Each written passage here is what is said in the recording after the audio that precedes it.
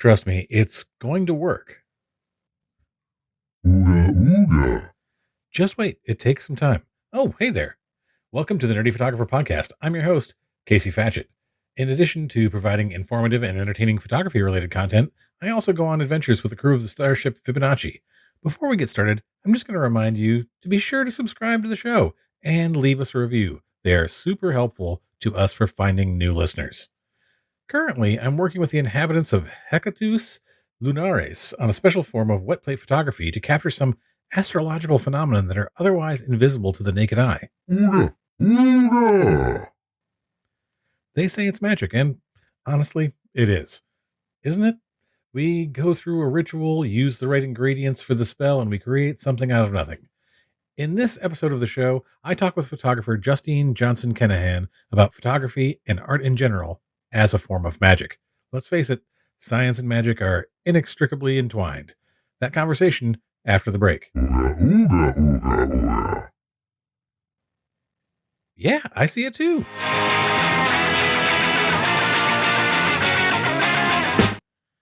Hey folks, big news from our friends over at SiteGround Web Hosting. They have just increased the storage capacity of two of their packages by 150%. The Grow Big, which I use because I'm managing the Nerdy Photographer website, my wedding photography website, my non-wedding photography website, my art photography website, and some other sites, is now 50 gigs of storage. It used to be 20. I had gotten a message recently, actually, that said I was up over 80% of my storage capacity. So I was thinking, what do I have to delete? But now I don't have to delete anything because it's now 50 gigs.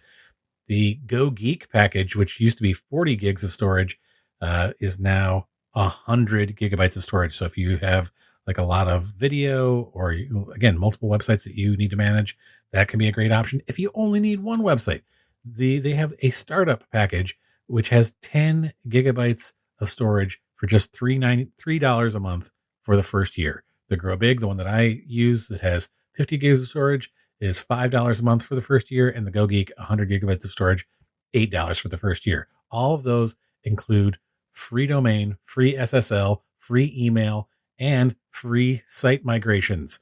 So what are you waiting for? Head over to siteground.com/go/nerdy. That's siteground.com/go/nerdy and get this offer today.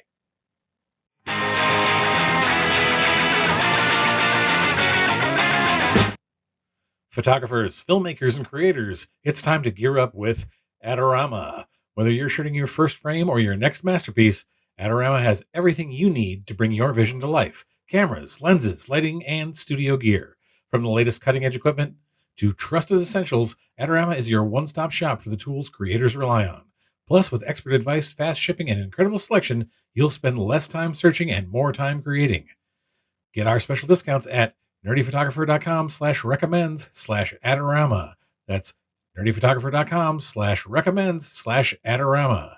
Adorama, more than a camera store, it's where creativity lives.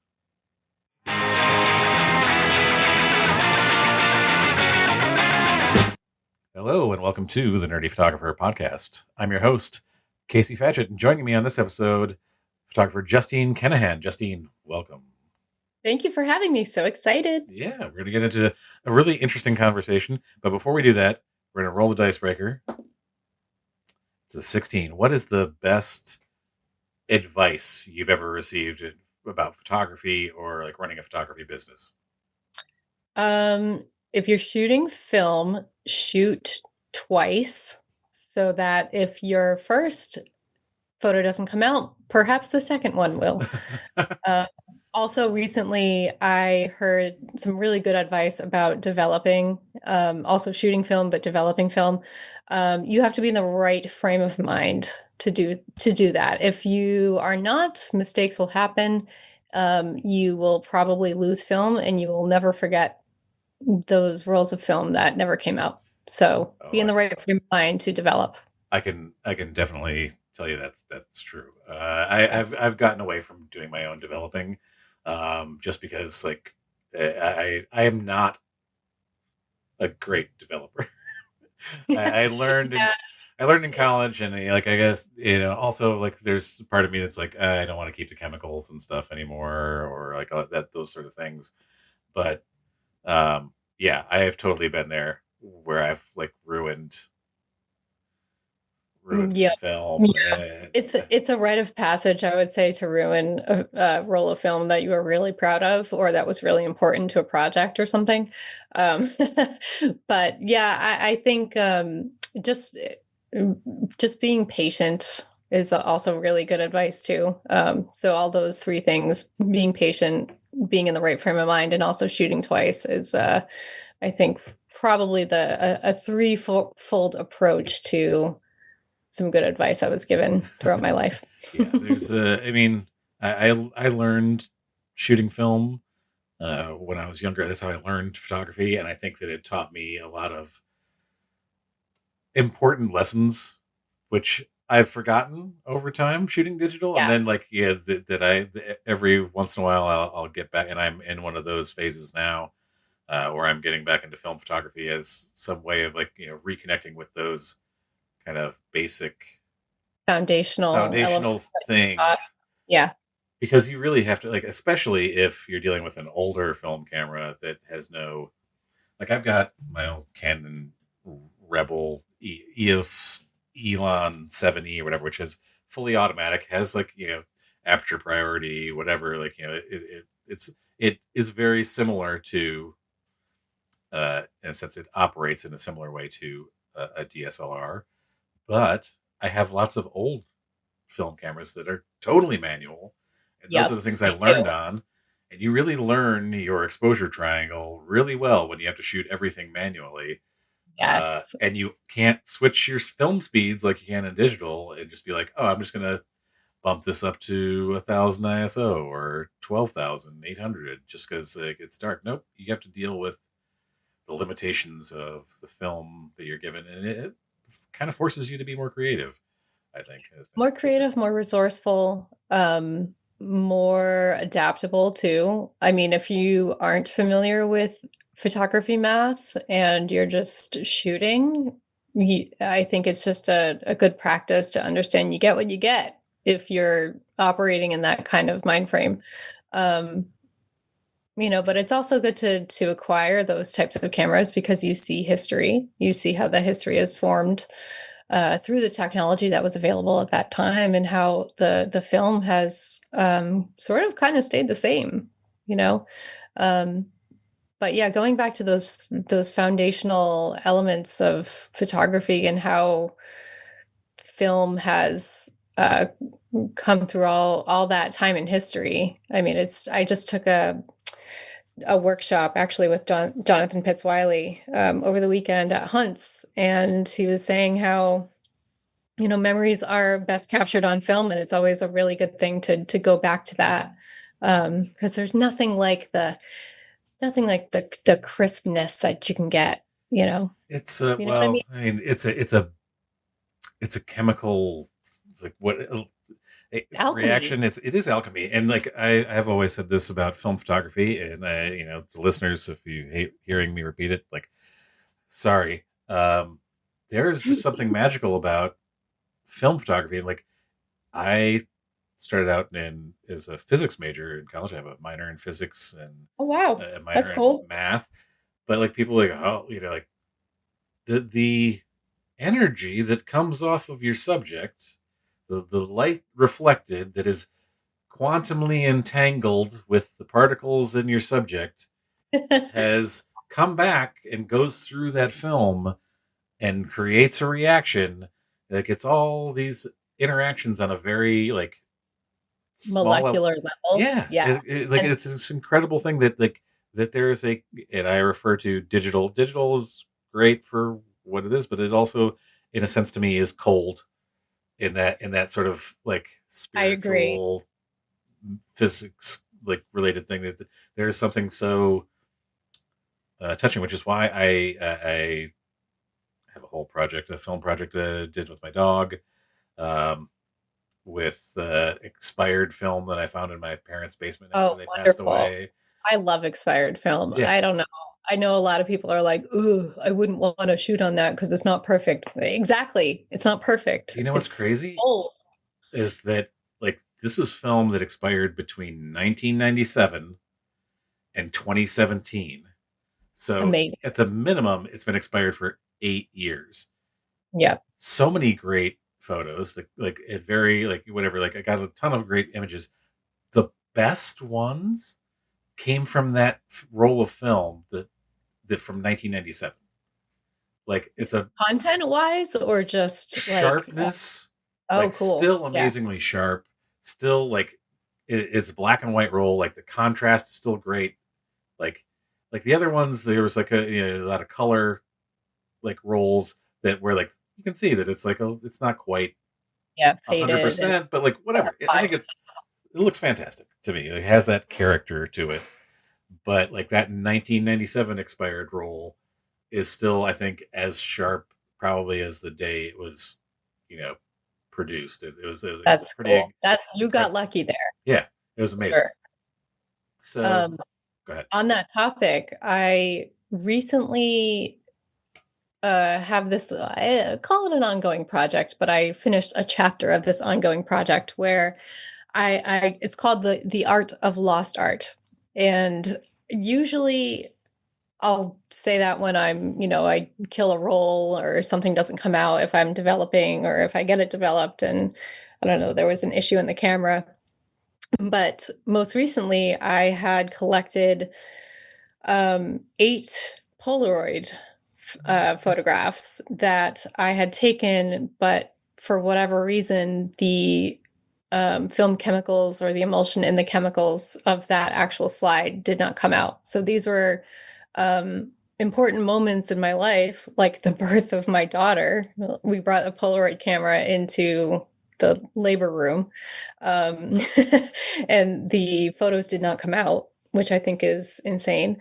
Mm. Um, but the whole concept is that there is an art behind lost art because there's a story there that was attempted to be captured on film and it wasn't, or it was partially, but you can't really tell what it is.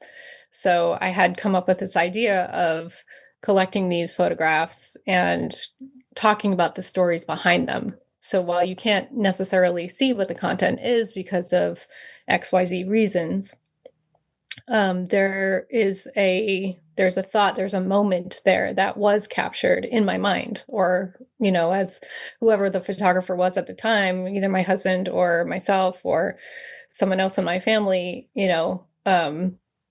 something happened there. We wanted to take that image, and it didn't translate on film, but we remember it as a memory. So I put together this cohesive series of 8 photographs.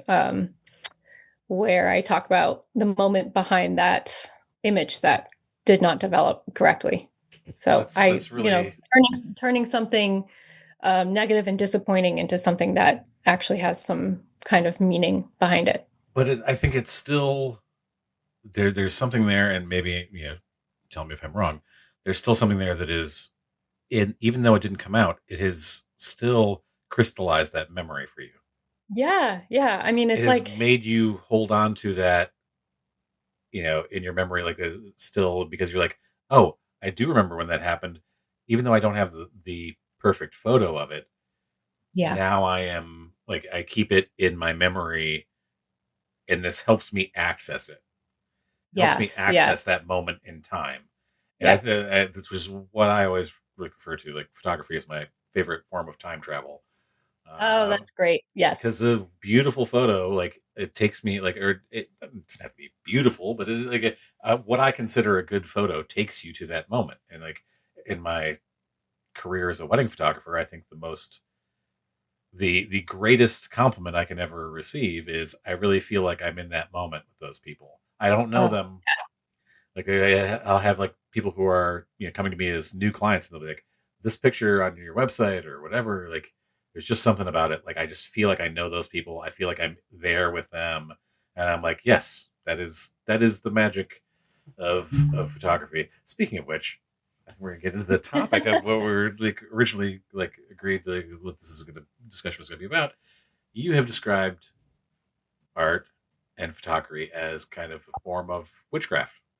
Yes. Now, what does that mean to you on a personal and creative level? Yeah, it's a good question. I kind of came up with the term art witch after I love it, doing by the way. just doing some soul searching, right? And photography has always been a lifeline for me. It's always been a creative outlet since I was a kid. Um, Even as an adult, when I started my photography business, and I guess it's the term art witch explains the magic that I can create through the relationship between myself, the camera, and the subject. So when I'm shooting, I'm creating magic. I'm, creating this piece of work or this image or this series or this project with a subject and turning a single moment into something bigger. I say I do my best magic when I'm producing art, and that's just sort of how it came to be. Um, so while you yourself call yourself an earth witch, I mean I'm a water witch. I'm an ocean witch if you want to call me that too. But really, like my soul is poured into my photography, and I guess that's the most purest form that you could um, sense my magical abilities there. I think that, I mean, it's interesting. Like, people use it in like a thing of like witchcraft or magic or whatever, and not realizing that the term like spell is literally about like you're going about like writing something out, like you're spelling it out, you're creating a Yeah. Yes. ritual. Like, Yes. so what in taking photos,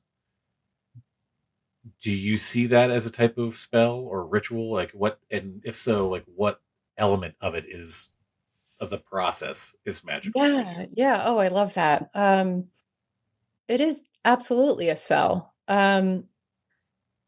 I have like certain breathing techniques that I do when I'm shooting. I've kind of passed those on to someone reminded me of that recently that I gave them early career advice, which I forgot about. But basically, like exhaling when you press the shutter down, that can help reduce camera shake and all of that. But call it a breathing exercise, call it a mindfulness exercise.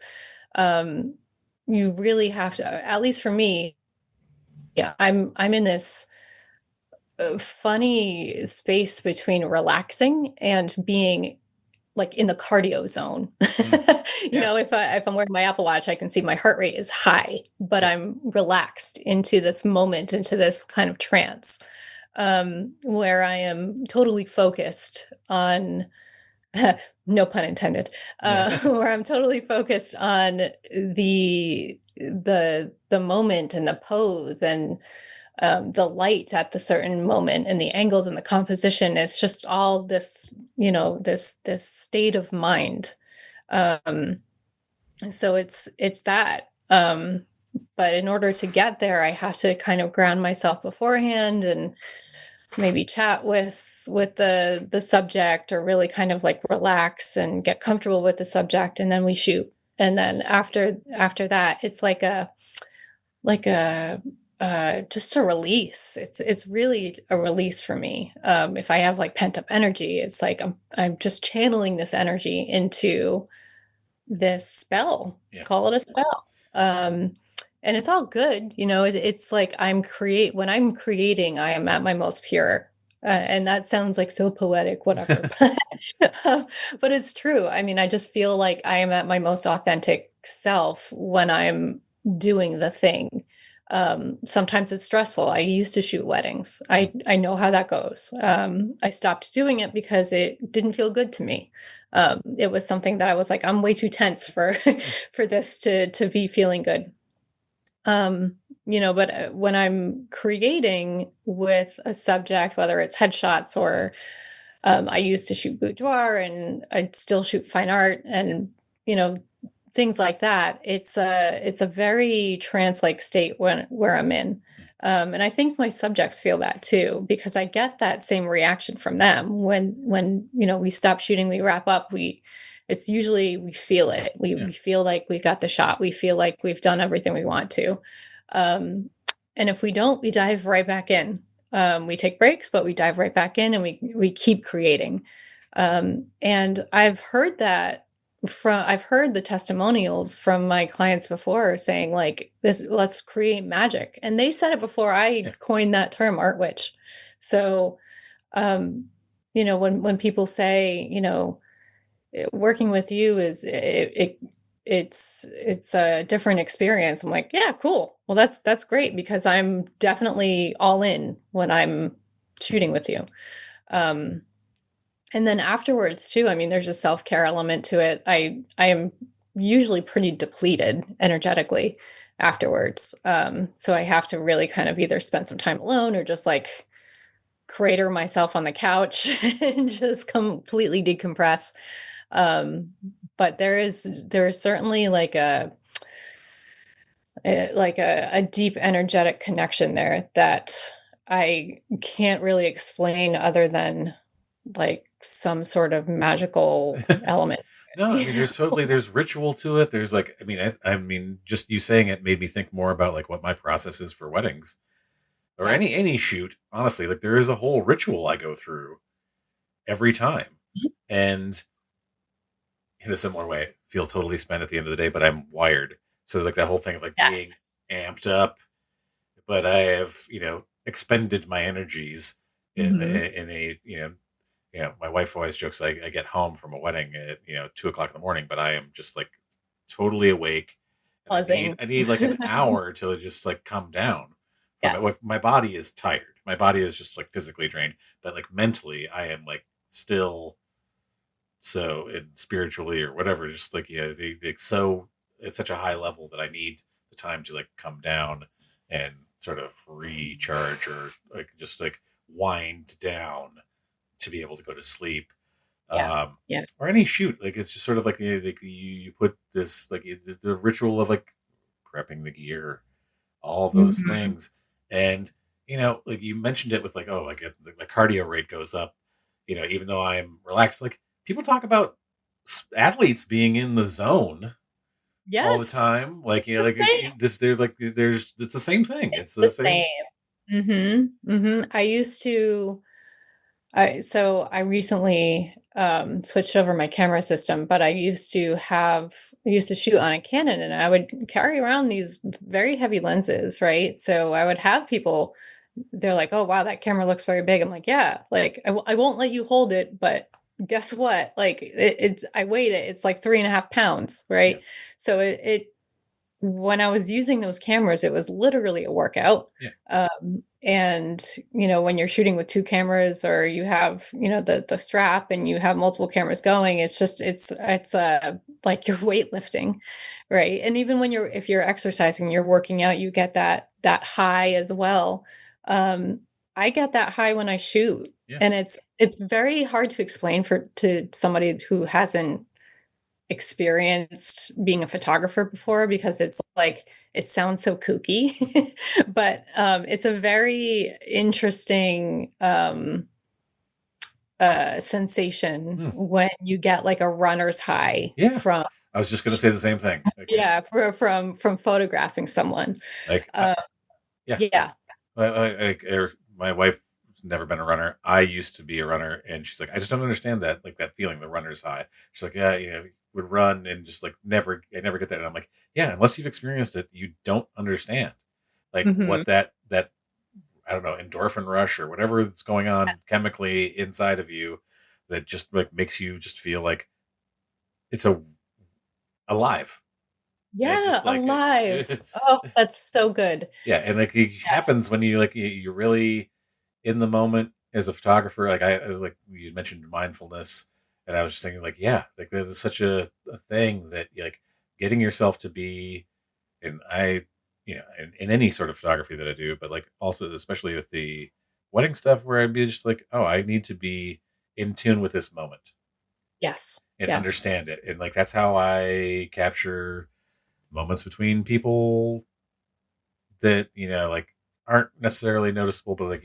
oh, like, people will come back to me and say like, oh, you got this wonderful picture of my aunt and my mom talking, and they haven't seen each other in like 2 years, and like they just like they're laughing and carrying on, like wouldn't have known unless we told you like what was all going. But like you just summed What up the like backstory that was. photo just like sums up their relationship so much, and Mhm. just being open to it and like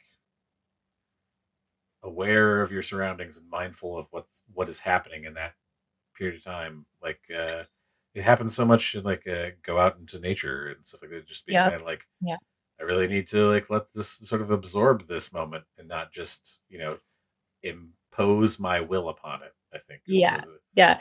And that it's interesting that you bring that up because I was thinking about this earlier too. So like my roots in photography sort of started in both with portraiture, but also with street photography. So, in my early 20s, right after I graduated college, I got a job in Boston. So, spending a lot of time in the city. And I was so energized by the energy in the city where I just had actually, I was shooting mostly on my phone. I think at that point it was like an iPhone 4. So really it wasn't great quality compared to, the digital experience now. But at that moment, I was just so like in love with what was happening around me and just looking at everything, just being present, right? Like looking at people's shadows on the sidewalk and just compositionally people versus architecture and just like icicles during like the snow apocalypse of 2015 or something, like just really absorbing what was happening and just absorbing and observing. yeah, um, and that I think set me up for success in my photography career because I learned just to watch, right? Just to kind of look at what was happening around me and instead of manipulating it or like you said imposing your will on it or forcing something, you're just looking at what is there, what it is in its purest form, yeah, a happenstance, right? And so that's sort of how I apply my work now, where I'm just looking at something naturally. If I'm working with a subject, I'll guide poses, um, and with fine art as well. But I do just sort of watch things happen and watch how the light hits certain angles of people's faces, or I'm working on a project now that's a little bit of documentary and portraiture, and it's the same thing. It's just observing surroundings and people in their environment and just watching it happen naturally and capturing that moment. And again, it ties back to the um, just kind of sinking into the flow of life, yeah, right? Like, like a lot of the project I'm working on is called In Her Magic. And I know that you wanted to talk yeah, about that, so yeah. I'll segue right into that. um, This is my next question was going to be like, what drew you to this topic? Yeah. So this topic, this project is focused on women who identify as witches who also own metaphysical shops. So it's exploring the intersection between witchcraft and business, and I feel like that's kind of a very interesting um, crossing point Mm, because it addresses money and capitalism and spirituality in the same project in the same context. And my kind of origin story with that is I, as a child, have always been interested in the supernatural and magic and witchcraft and the occult. I have some family members that are witches, and I just have always been interested in that. So, when I was younger, there was a metaphysical store in the local mall back in the 90s, and I was just so drawn there all the time. And I always wanted to know, like, how does this come to be? How does somebody open a shop like this? Like, who are they? What's their story? And 2 years ago, still had this idea in my head. I was like, I should make a project about this. I've always been interested. I've always wanted to talk to those people to find out more. And I didn't really have a format for it, but I went into a local shop that was nearest me. And it was the first time I had been in there. And I just walked around and started talking to the shop owners and pitched the project without really having any sort of structure to it. I was like, I have this idea. Would you be interested? And they said yes. And then later that day, I found out I was pregnant. So Oh, uh, I had a lot of thoughts around that, like, oh man, my timeline's pushed out. Like this is definitely going to halt the progress. But after thinking about that, I realized like this was the universe's way of saying like, you want to create, mm. so you're going to create. And and in a weird way, it sort of just kind of like flourished. Yeah. I had this idea, and while I, still have like very big commitments to my family and everything, I'm still committed to seeing this project through. So, I'm working with these subjects, these women who have, opened these businesses, and they aren't typically in front of the camera. Right. So when I'm there, I'm photographing them in their natural environment and just the flow of the environment. Um, and I've had a lot of success so far. I've had a lot of good feedback. I've worked with about 8 businesses in the last 2 years, which is pretty good considering I have a full-time job and a family, and this is just a passion project that I'm seeing through. Um, so yeah, it's sort of where I am. I mean, I think that you're also dealing probably with like some of there's stigma around like Yeah. the like people talk about witchcraft, whatever. But if like it's something that you come to find out if you're doing a little, like even just like a tiny dive into it, into the history of things, and finding out like potions and things like that, or like you coffee is a potion.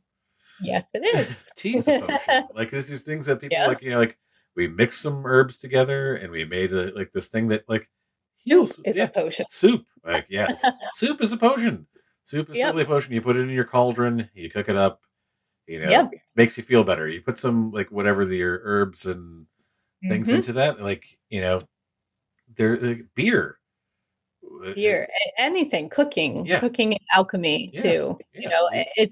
It's a transformation of anything. And I think, yes, there is a stigma. And part of my project is, and I, yeah, part of the project is also like having conversations with the subjects and learning, what their stories are, how they got here, how they got to open a magical practice. But what are the trials and tribulations of the stigma of witchcraft? Yeah. Do people come in here kind of like spooked out, or do you get a lot of hate, or Yeah. do you get a lot of like curiosity? And the answer is yes to everything. Yeah. People have some of the stories that I've heard about what these women have dealt with is very, very interesting to say the least. But the common thread that I'm getting from all of these businesses is that they want to create a safe space for people to come in and ask questions and feel good. So a lot of the time, these shop owners are like local therapists in a way. Yeah. People come in and say, I'm having, an issue with a neighbor. Can you help me, protect my property? Or I'm traveling and I'm a little anxious. Can you give me some like crystal that will make me feel better? Like something like that. And they come, the shop owners are, um, if you want to call them mystics, if you want to call them healers, if you want to call them psychics or mediums, like they kind of run the gamut historically, which is have been healers and quote unquote witch doctors, or like anyone that's prescribing some sort of healing element to someone's ailments, or midwives as well. They were persecuted as witches in history because they were misunderstood.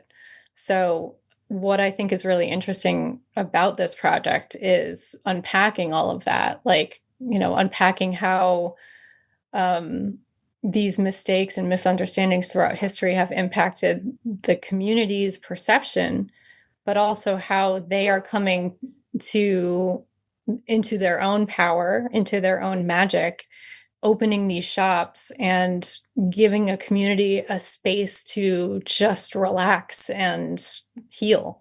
Yeah. Um, so as a photographer, a documentary photographer, I was like, yeah, I want to know everything. I just want to photograph these people in their environment and see what it's like.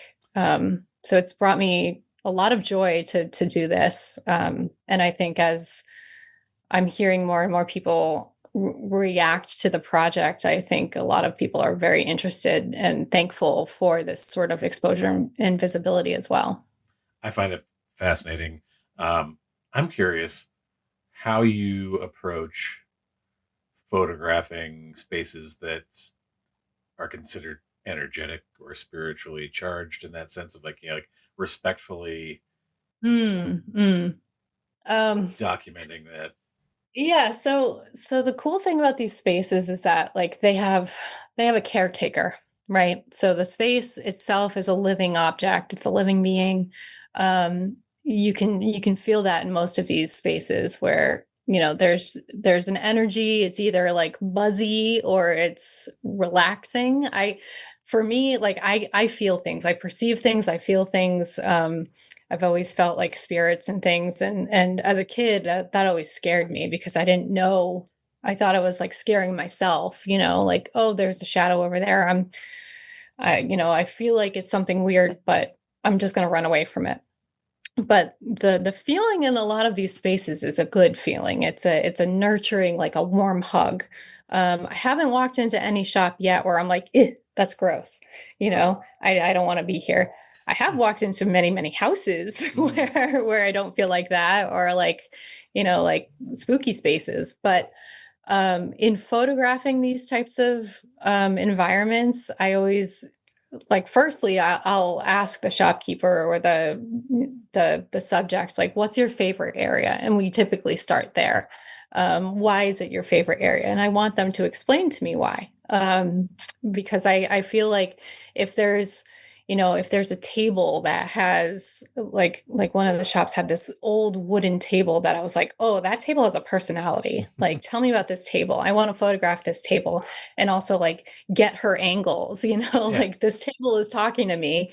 um I always want to make sure that I'm being as respectful as possible, and if there's an area, say it's an altar, their personal altar, that they don't want photographed, I won't. It's kind of just like, okay, leave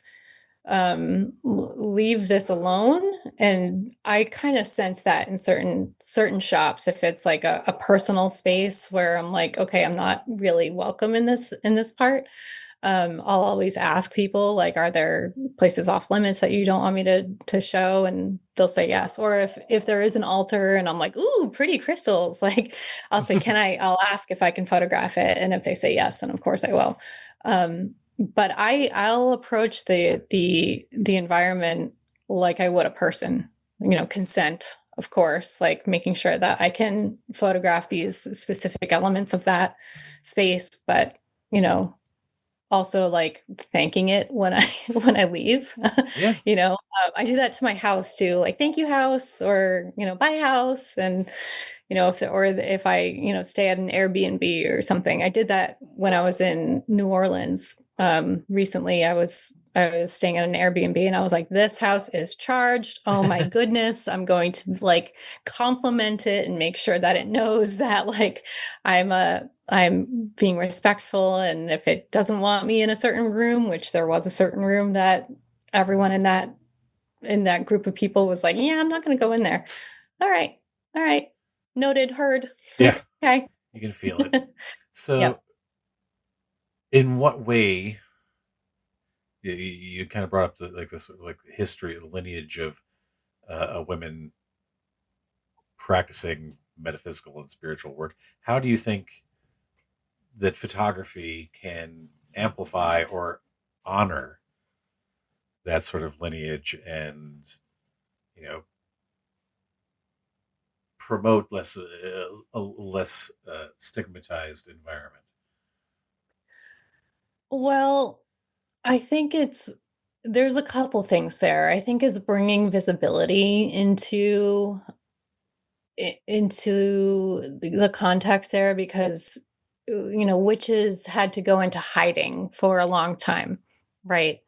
Or it was never accepted to talk about witchcraft or to identify yourself as a witch in fear of persecution, execution, um, being ostracized in a community. So, historically, the folks, the men and women who are labeled as witches were usually the outcasts in society. So if it was like a single woman living on her own or didn't interact with the community, she was labeled as a witch. Or if it was, like I said, healers, witch doctors, midwives, they were labeled as witches. So it was never really like an okay thing to say, yes, I'm a witch, I think, until modern history.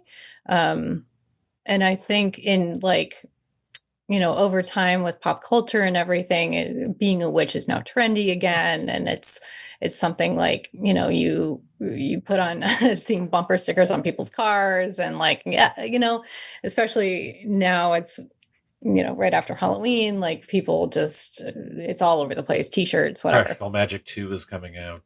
Yeah.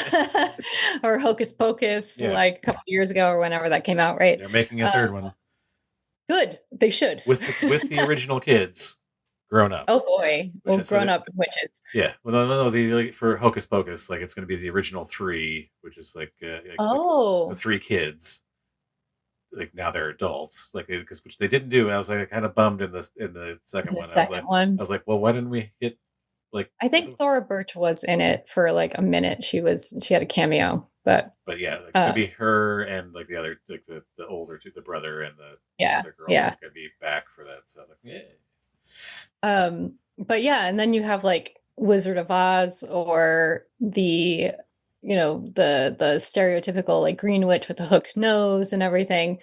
This project, I think, is just really just an effort to like normalize, like, oh, so and so who from your Pilates class or your Zumba class, they're a witch. Guess what? They're a normal person, but they just have these abilities or this connection to the earth, or just ways to kind of like normalize things. And while like I said, it's kind of trendy to label yourself as a witch now, I feel like there's just this is like a way to authentically honor those that came before us, those ancestors that came before us, in showing that like this is a space that they've cultivated. These are tools that they use. This is the items that they stock in their shops, the reasons why. And then this is a pretty picture of their face. And, I want to always bring out the best in people. That's just how I am as a person and how I am as an artist. And I always say that, like, I'm here for you. The photography is mine, but I'm trying to capture you as a person, comfortable in your environment, and capture your essence in your own environment. If you're standing in front of a wall with the incense that you've blended, that's something that you made. You're a maker, and that was infused with intention. That's your witchcraft. That's your practice. That's your ability. I want to be able to capture that. So the intention behind my work is to bring out the magic of other folks, other women who have come out of the broom closet, so to speak, and have opened these shops for the community to serve other people, bringing it back to the roots of witches, of healers and makers, and just kind of like modernizing that a bit. I think we can also look at it as like, photography in its beginnings was looked at as like some sort of, magical process. Yeah. Like yes. Just sort of. It kind of is. It is. It is. That, right? I mean, it's magic.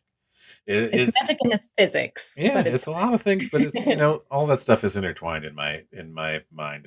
I can scientifically tell you like like I was saying before, like just the energy, your energy on a quantum level, you see things as being solid. Like each thing is being solid. When I touch something, the cloud, it's actually like there's a lot of clouds in these Mm-hmm. little tiny, tiny, tiny, tiny particles. When you get way down to the bottom, it's their little clouds, and those clouds intermesh.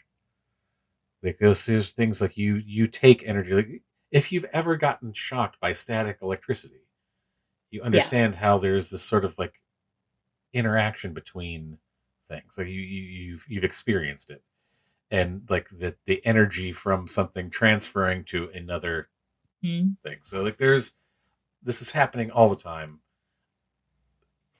trillions upon trillions of times per second, of like interactions between particles. And like you can't like deny that process is happening. Right. And I think it's really interesting also, like when you talk about like like that when photography is sort of like capturing what we see like in a way that like had never existed before. Mm-hmm. I mean, you had people who were drawing things, like or painting or whatever, like, but in a way that you could like actually like hold on to those moments. And a very funny thing that like, I found a bunch of old glass plate negatives, Oh, wow. a box of them, and I found it. It's like this is like I can't remember how many years ago, in a local antique shop, Oh my God. and it's like What a it's, treasure. yeah, and it's just like this is somebody's. These are 100 years old. Like they're Yeah. from like 1918 through like 1932, so like 14 years. But it's like for the most part, most of them are over 100 years old, Right. and it gives me this look into the I time traveling into their Yes. lives Yes. and Yes. these memories and things. And I figured out like a system for like because you can't put this in a scanner. It's this thick Oh, glass yeah. plate, whatever. Right. There's nothing built for like scanning these pieces of glass. So I like devised a system for like basically photocopying. Like I Yeah. put it on a light board, like mounted a camera over it to like photograph the negative, and then like bring it into my computer and switch to a positive and look at it. And I've resurrected. There's a little magic for you. I've done a little resurrection on this life You're an from 100 years inadvertent ago. answer. Yeah, inadvertent necromancy. This whole life from Yeah. 100 years ago. I see people who I've never met Yep. who are not famous or otherwise like historically notable. I saw their dog. No. It's just like Oh, like as I was looking through these. Yeah, as I was looking through them, just like as negatives, like looking, there was a shot of a butterfly that I had always was kind of enamored of, and I was like, oh, this one's my favorite. But there was like another one that was like doghouse, and I couldn't really make it out. I couldn't really see it in the negative, and like I could kind of tell it like, oh, I think this might be out of focus, but it's not. And it got better when I like scanned it, and, like switched over to a positive. It's a doghouse, and you see the dog like sitting in the like the opening of the doghouse. There's my another God. hole in the upper corner of the doghouse. The cat is poking its head out and like looking down at the dog, and I'm like, What "This a is so sweet treat. amazing! This is fantastic! This is great!" Like this is like and it's just, this isn't Yeah. in a museum. This isn't Yeah. in like a book somewhere. This is just like these are somebody's memories. Yep. These Yep. are And somebody's like it's so it's so interesting when you're shooting film. So I'm doing this project on a digital camera, but I for the past few years I kind of fell out of love with digital and I have been shooting film. So I acquired a large format Calumet mm, camera 4x5, and I had been shooting on that portraiture, very interesting stuff. And I took a mirror selfie of myself and my husband before we got married. So we did our first look, and then I did that. So I have three self-portraits of us in our wedding attire. And I just love the fact that it's archival, Yeah. like something like that will exist for 100 plus years. And Yeah. granted, it's only the negative, but there's something so beautiful and enriching and just like obviously timeless when it comes to analog photography, even negatives. I Yeah. mean, like my step grandfather was a World War II vet, and he was also a photographer. And I do have some of his work on just the negatives, and I've been able to like retrieve them and blow them up and everything. And it's just there's like that's where the magic is, Yeah. right? Like someone is literally creating something that will exist for centuries, Hopefully. maybe, hopefully.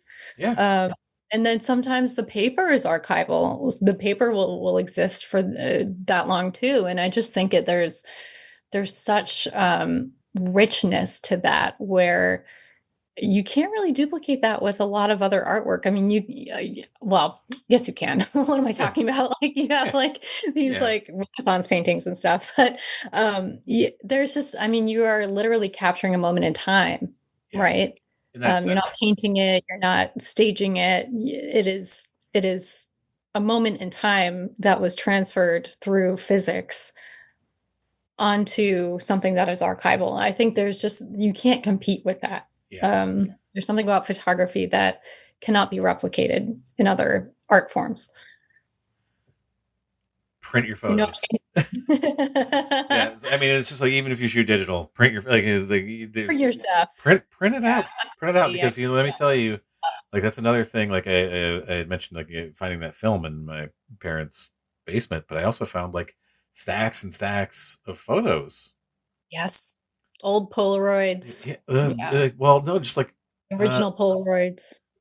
these tiny, like almost like postage stamp size photos because they used to Mm. print like that, like how people printed stuff. And there's such learn your photography history, folks. There's like so many great like little things. And like these were pictures of my grandparents on their honeymoon, Yeah.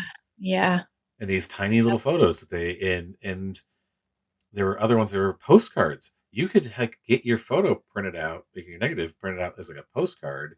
Like that was one of the like in like the 40s or 50s. Like your personalized postcard, like printed out on the back. It had like you could put in the address and whatever. Hmm. All of these things, like like I'm getting to see people I never met. I never met either of my biological grandmothers. Oh, wow. They both passed away when my parents were young, and my grandfathers remarried. So I had met both of like my step grandmothers, but I had never Right. met my biological grandmothers. And finding all of these pictures of them and like That's being able to have a special. connection to them, and because they were printed out, because like I don't know what happened to the negatives of those, but like they printed out these photos. I've got a picture. I am 99% sure it is from a wedding that's in a folio. There's nothing written on it. I don't know who these people are, but it was like in the, and I remember seeing it before with my parents, and I asked them, "Who are those people?" And they're like, "Not sure." They related to somebody, or it was like Right. friends of my like great grandparents who they just happened to be like they were like the witnesses for their wedding.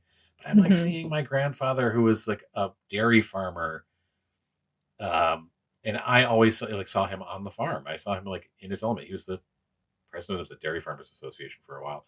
Um, but like I always, I mean, I saw him like dressed up occasionally, but like seeing photos from his wedding where That's very he looks special. like a gangster. Like he's just like he's got the fedora on, he's got like he's got his like suit on, like, and he was young and just like like it's a glimpse into the past. Like I said, time traveling. Yeah. Yeah. And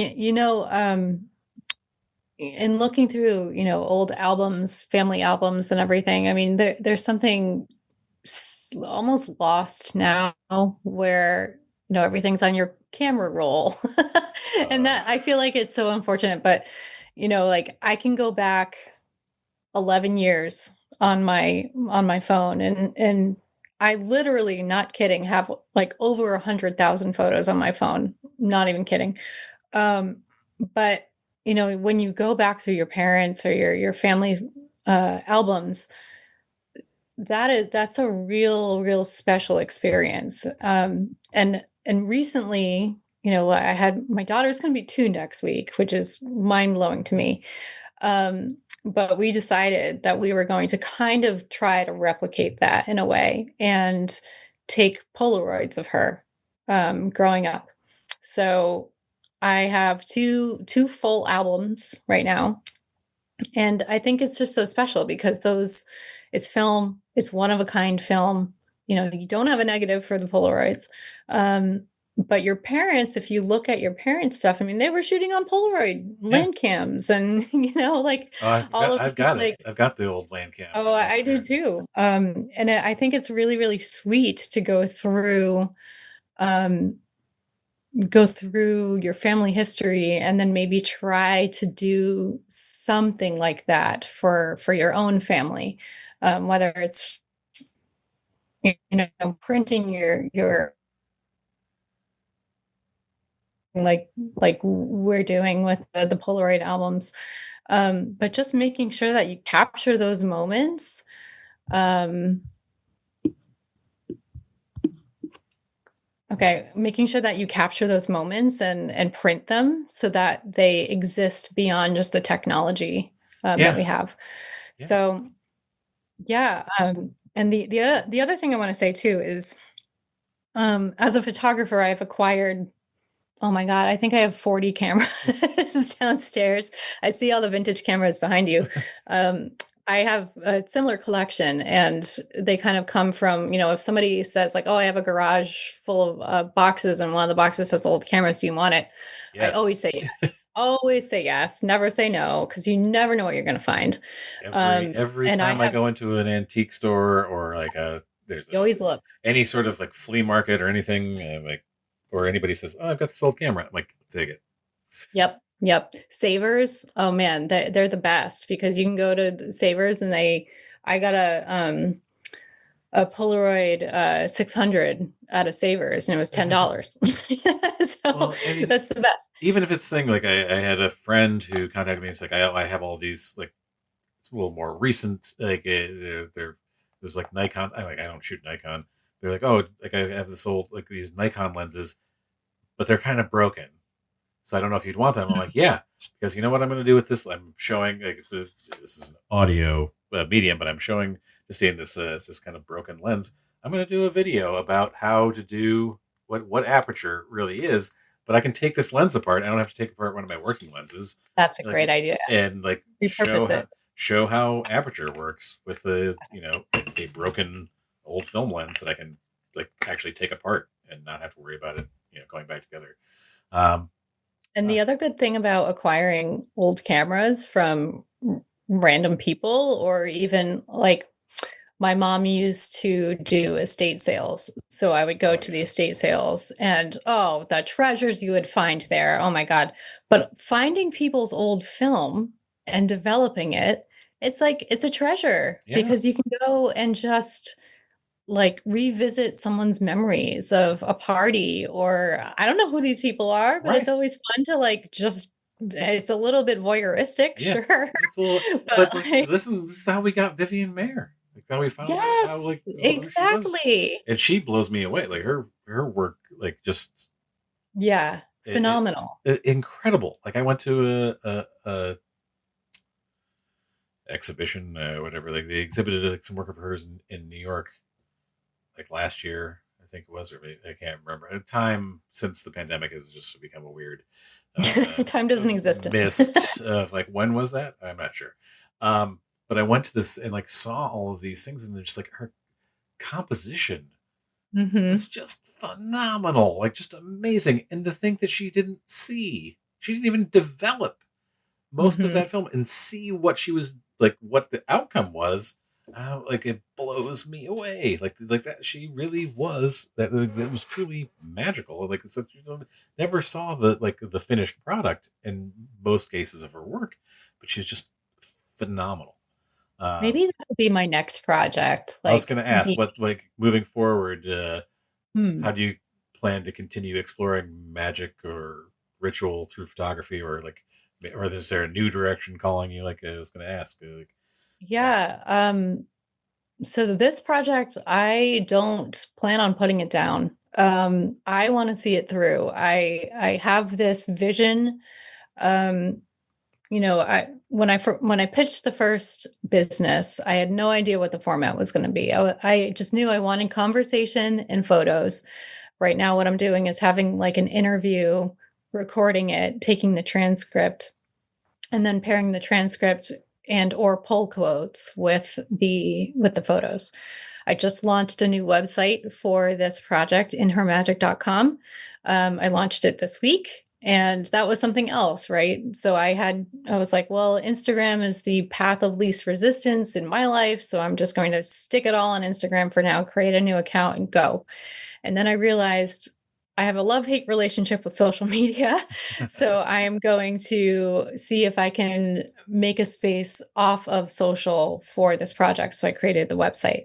I want to make a book at some point. I want to pitch it to magazines at some point. I want this to live beyond just the spaces that I have it in now. So I don't plan on putting it down. I don't plan on stopping my interviews with folks.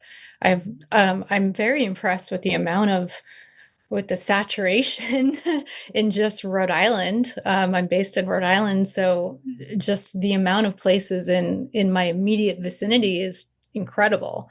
I plan on taking this, expanding out into greater New England, hopefully nationally. Hopefully, if I travel internationally, at some point, I would love to, kind of research the local shops and do the same for there. But I have this long term, this is like the long game, right? Playing the long game, seeing it through. I feel like and this sounds so woo woo, but I feel like I am divinely guided with this project. Like, there is just something, my intuition is telling me, keep going, keep going, keep going. And I'm just listening to it. I'm just following it. Um, when it comes to like other projects, like, of course, like, you and I were talking about the art of lost art. yeah, Like, I have further ideas for that. I have a whole like roll of film that I botched because the film fell out of the canister in my kitchen sink and it exposed. But guess what? It created some really cool markings and I was able to salvage it.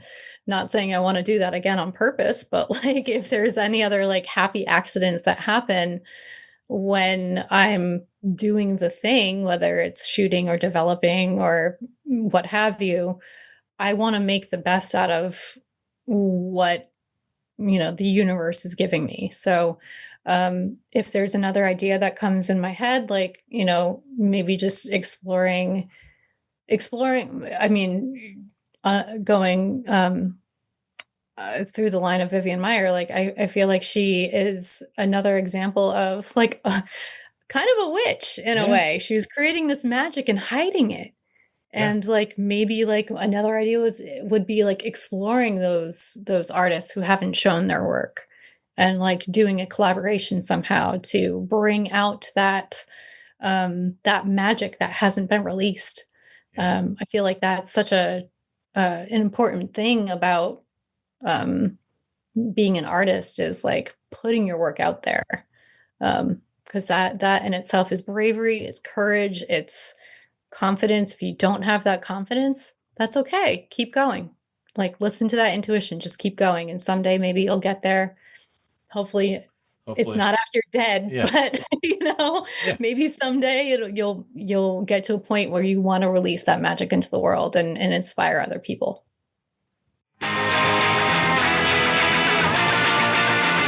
Hey, photographers, are you ready for a website glow up? Get supercharged with StyleCloud. StyleCloud offers beautifully designed, high performing website templates built just for creatives like you.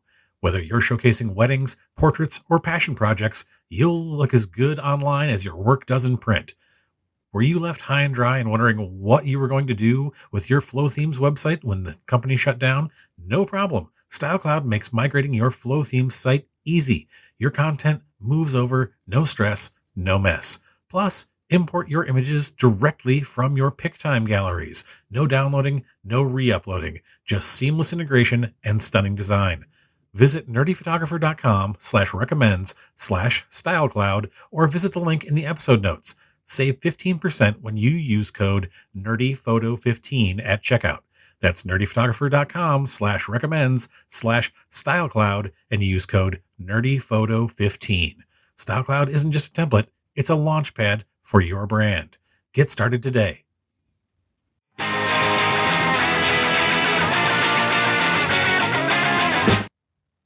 Tired of juggling multiple programs to get the perfect look? Say hello to On1 Photo Raw, the ultimate photo editing software built by photographers for photographers. It's fast, powerful, and packed with tools, from precision masking to AI-powered enhancement. On1 Photo Raw gives you complete creative control without the subscription headaches. Edit raw files with ease, retouch like a pro, and bring your vision to life with stunning effects, all in one intuitive platform. Whether you're just starting out or you're a seasoned pro, On1 Photo Raw helps your photos stand out and your workflow stay smooth. Ready to upgrade your editing game? Download a free trial. Just go to nerdyphotographer.com/recommends/on1.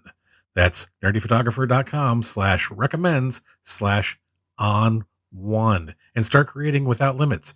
Use our link and the discount code NERDYPHOTO20. That's NERDYPHOTO20 and save 20% off if you decide to purchase or subscribe to On1 software.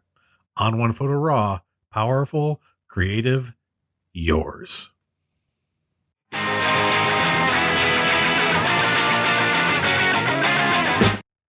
Hey. And now for my favorite part of the show. What's that say? Useless information. This is always death. All right. So now it's time for our useless information for this episode. Justine, true or false?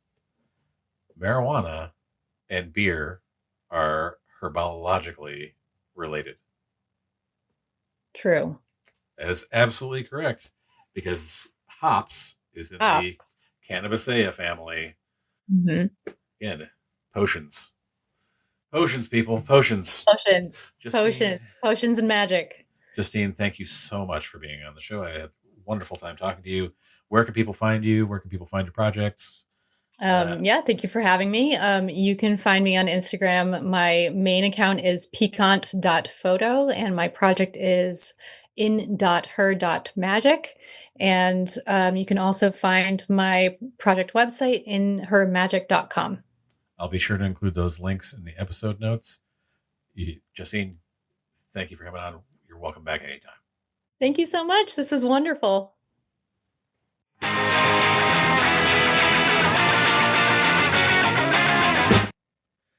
And we are back. I hope you enjoyed my discussion with Justine Johnson-Kenahan about photography as magic. You can find links to Justine's work in the episode notes. I highly recommend you go and check them out. You can also follow along with us on the socials at The Nerdy Photo. That's at The Nerdy Photo, no dots, underscores, or dashes, on Instagram, Threads, TikTok, Reddit, and Blue Sky. Give us a follow and get access to all the fun, as well as tips and tutorials that I share on the socials every now and then. Yeah, I agree. It is magical. Until next time, everybody, stay safe and stay nerdy.